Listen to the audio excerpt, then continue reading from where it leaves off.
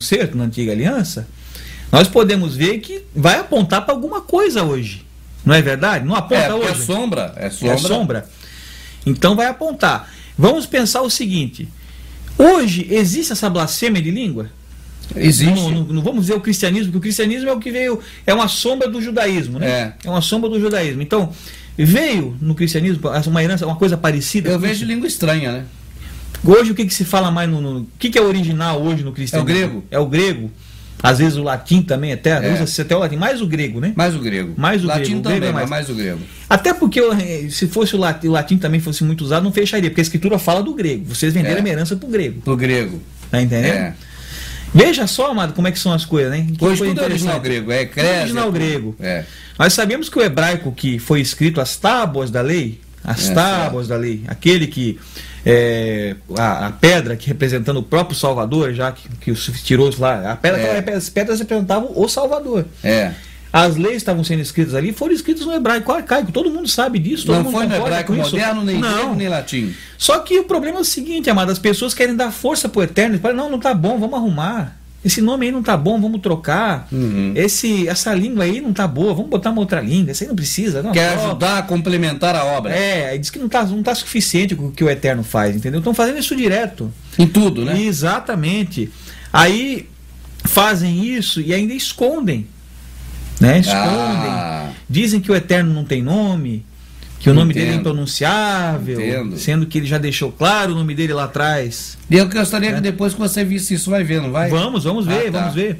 Certo, amado? Então isso continuou, isso foi vindo.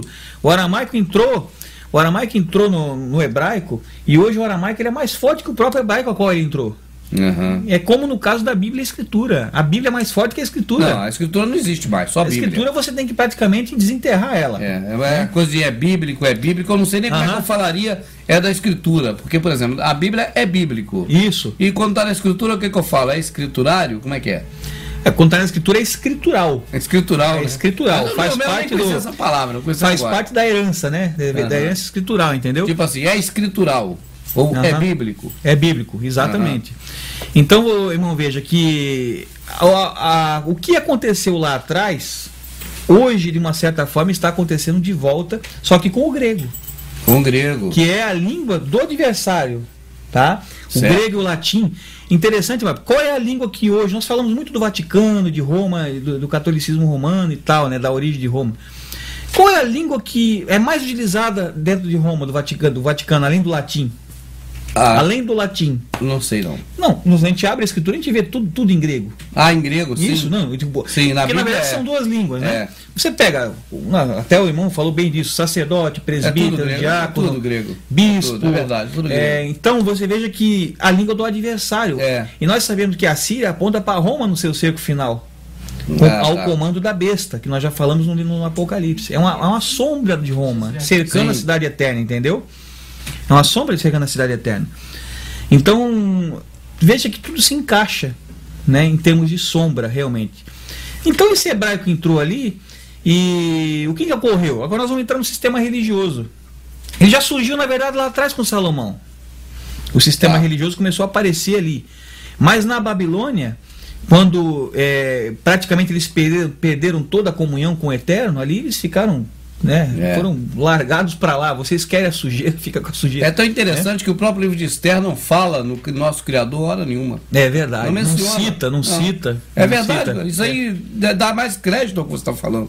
A respeito da Babilônia. O povo parece que largou tudo para lá. Então, eles tinham a lei na mão. Não tinha mais o Eterno para estar ali toda hora ali dando paulada neles. Porque eles só levavam paulada. Na Escritura, se você ler, só vê judeu levando paulada, né?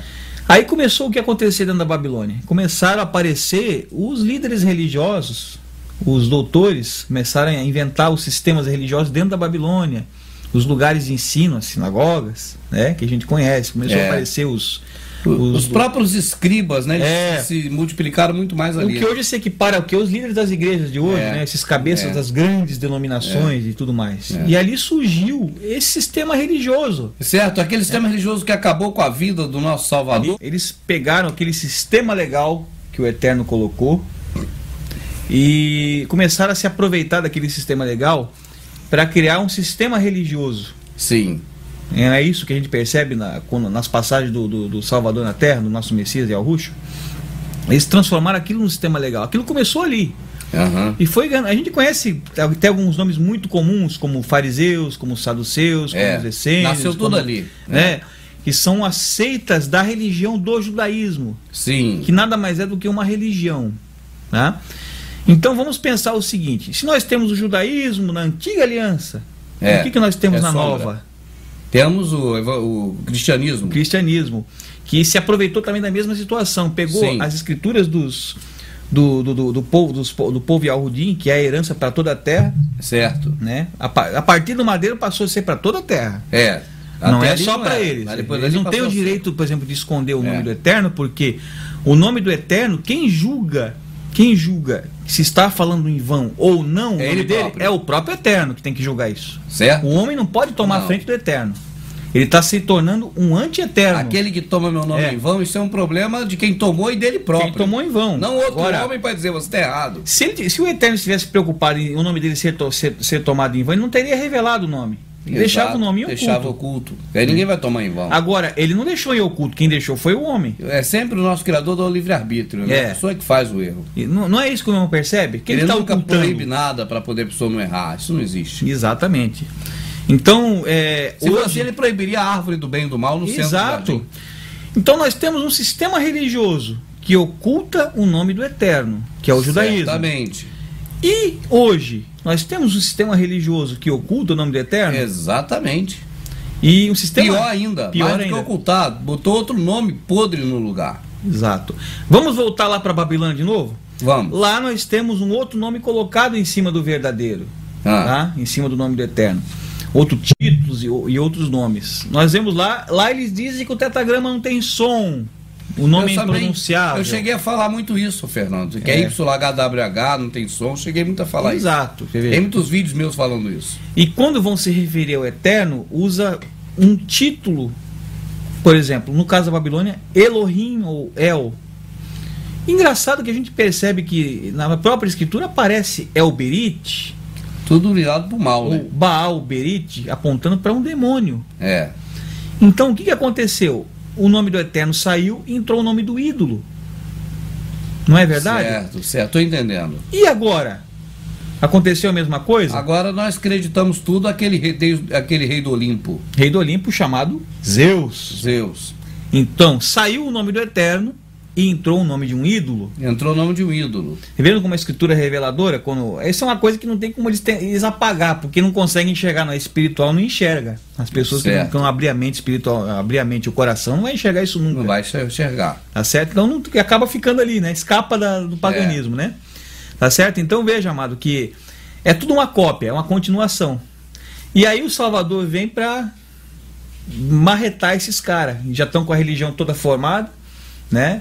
Naquela época ali, a língua já está toda paganizada, porque o interesse não é manter a herança verdadeira, mas sim sustentar o sistema religioso e manter o poder em cima do sistema religioso, tá?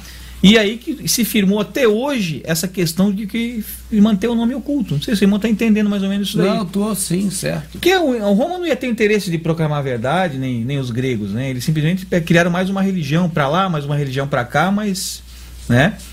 E isso continuou, se misturou, criou-se o cristianismo através do judaísmo, entendeu? E assim foi por diante, até hoje. Até hoje estamos aí com essa religião, tá certo? Então, amado, o Eterno tem ou não tem um nome, será, vendo tudo isso? A gente percebe que, eu pelo menos percebo que tem, porque... Não só o título, mas não o título, mas o nome. Mais um nome. Até foi mantido. A gente percebe que o hebraico moderno, que na verdade vem sincretizado da língua dos assírios, que é a língua aramaica, que a própria escritura está respaldando, não sou eu que estou falando, a escritura está dizendo que é a língua do inimigo. Exato, está colocado naquele, já citou aqui hoje. Não sou eu que estou falando, tá certo? Quem não viu, é só voltar o vídeo de novo aqui. A gente pega numa Bíblia hebraica hoje e vê que ela está na língua dos assírios, né? Na língua aramaica. Essa é a Bíblia hebraica. O alfabeto é o assírio. Exatamente, nós estamos vendo aqui o alfabeto assírio, não o arcaico. Cadê o arcaico aqui?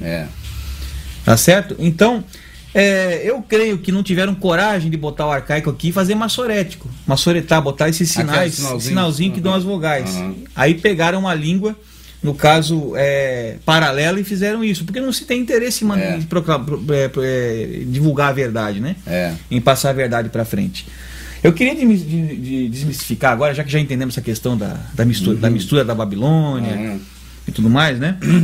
A questão, que nome que o Eterno tem? Aí que tá. Né? Qual é o nome do Eterno? Como é o nome? E como se pode também rastrear para chegar a esse nome? Isso é uma coisa que... Se ele tivesse mantido, seria mole. Ah, sim. Claro. Saberíamos hoje, mas como não foi mantido, e tem que agora cavar uma arqueologia espiritual para chegar lá. Cavar, exatamente. Olha, nós vemos que eles mantiveram de forma correta, porque nos originais você pode conferir em vários, inclusive nos escritos do Mar Morto, né? E os escritos do Mar Morto é interessante, porque a gente percebe o seguinte, uma coisa muito interessante nesses escritos. Eles estão escritos na língua, dizem que é hebraico, mas aquilo ali é o aramaico. Tá? O alfabeto que está sendo usado nos escritos ali é o aramaico. Mas quando chega ao nome do Eterno, que são as 4 letras, que nós vamos falar agora. Certo. Tá? Yod, Re, Vav e Re. Tá? Ali eles colocam o hebraico antigo, que é a língua verdadeira. O hebraico mesmo, tradicional mesmo. Aquele lá do tempo. Abraão, lá do Moisés, tudo. E quando se escreve o resto do texto, se coloca na língua. E dizem que é hebraico também, mas como? O que é hebraico? É o nome, a escrita do nome ou a escrita do texto? Um hebraico é um só. Não tem 2 hebraicos. O segundo foi criado pelo homem. Foi colocado, acrescentado pelo homem. Certo, hebraico mesmo é aquele lá. Então, irmão, veja que nos próprios escritos do Mar Morto, a gente tem uma comprovação de que existem 2 línguas. Tá? E que uma é o hebraico e a outra não é hebraico. A outra é alguma outra língua. Entendo. Que tomou o lugar do hebraico ali. Mas eles tiveram algum temor na época, escreveram ali e mantiveram um arcaico nome, achando que aquilo ali fosse influenciar alguma coisa. Pelo menos assim, o nome nós não vamos mexer. Vamos botar do jeito que era mesmo, sempre foi. Exatamente. Eles fizeram isso.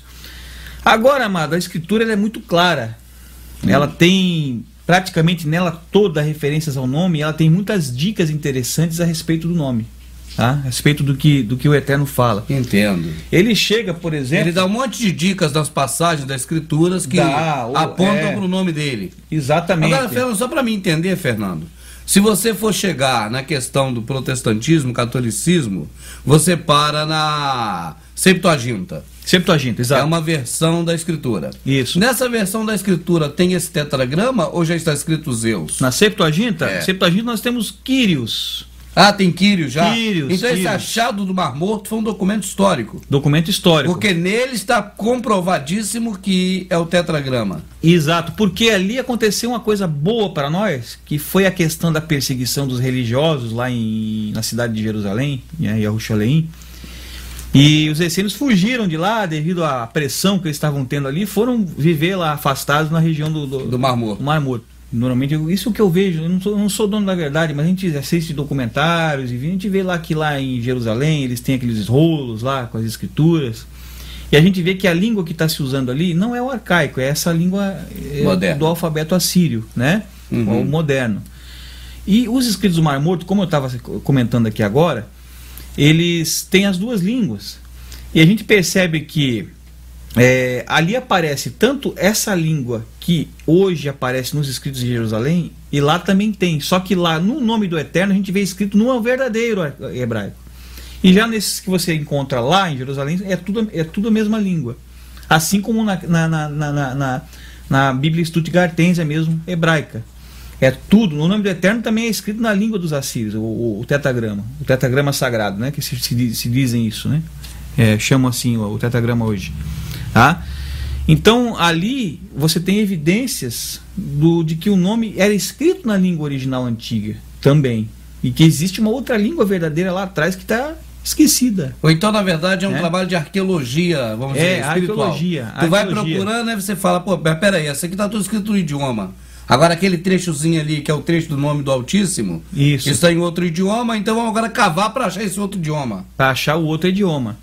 Né? E a escritura ela é clara, ele tanto tem um nome como tem som, pois esse nome foi revelado não é só um nome escrito numa grafia, mas é um nome pronunciado numa fala. Exatamente, pronunciado, pois ele chegou lá no monte para Moisés e falou, né? Esse no Êxodo 3,15 ele diz assim, E algo, esse é meu nome, eternamente, pelo qual serei chamado, tá? Pelo qual serei chamado e lembrado, chamado. Certo, é voz falando. Não, pelo qual serei lido. Escrito, lido.